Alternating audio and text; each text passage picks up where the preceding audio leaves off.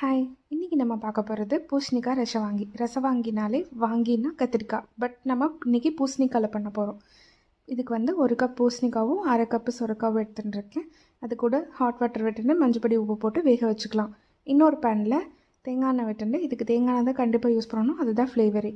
1 table spoon வந்து வரக்கொத்தமல்லி, 1 table spoon கடலைப்பருப்பு, 1/2 teaspoon உளுத்தம்பருப்பு, கொஞ்சோண்டு மிளகு சேர்த்திட்டு 3 வரமிளகா.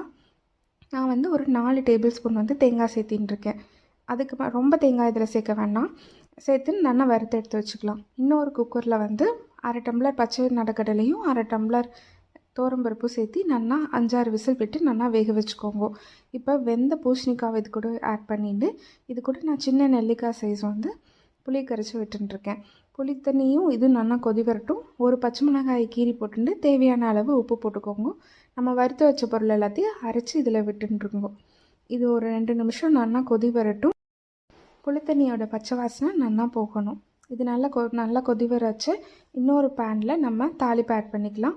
இது கொஞ்சம் தேங்காய் எண்ணெய் விட்டுன்றணும். கண்டிப்பாக தேங்காய் எண்ணெயில் பண்ணுங்கள், நல்லாயிருக்கும். தேங்காய் எண்ணெய் விட்டுண்டு கடுகு, கடலைப்பருப்பு, உளுத்தம்பருப்பு, கருவேப்பிலை, ஒரு வரமிளகாய் 2 நறுக்கி போட்டு அதை நல்லா வறுத்துக்கோங்க. வெங்காயம் சேர்க்குறது ஆப்ஷனல் தான். நான் ஒரு பெரிய வெங்காயம் சேர்த்தின்ட்டுருக்கேன். வாசனை கொஞ்சம் பெருங்காயம் சேர்த்திக்கோங்க. சேர்த்திட்டு ரசவாங்கியோடு மிக்ஸ் பண்ணிக்கோங்க. நல்லா கொதி வந்த உடனே இதுக்கு ரசவாங்கியை கொத்தமல்லி தூவி போட்டு இறக்கிடலாம். இதை சுடுற சாத்தோடு சாப்பிட்டு பாருங்க, சூப்பராக இருக்கும். கண்டிப்பாக அதில் ட்ரை பண்ணி பார்த்துட்டு எப்படி இருக்குன்னு சொல்லுங்கள். இது போல் நிறைய ரெசிபிக்கு தலிகை பிரமாதமாக சப்ஸ்கிரைப் பண்ணுங்கள்.